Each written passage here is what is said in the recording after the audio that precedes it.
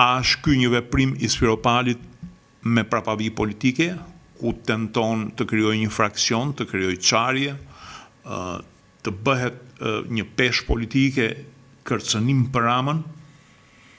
Kam frikë se nëse e ka menduar kështu, e ka menduar pak cekët.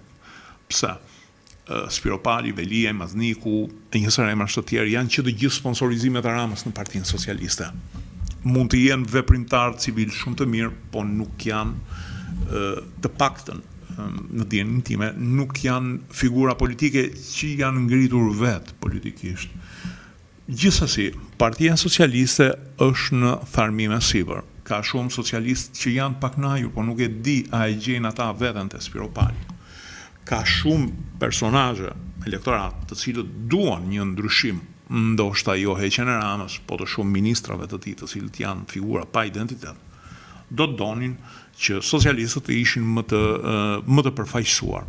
Edhe kjo mbetet për tu parë. Gjithsesi, deri tashti veprimet e zonjës Spiropali tregojnë më tepër qefmbetje.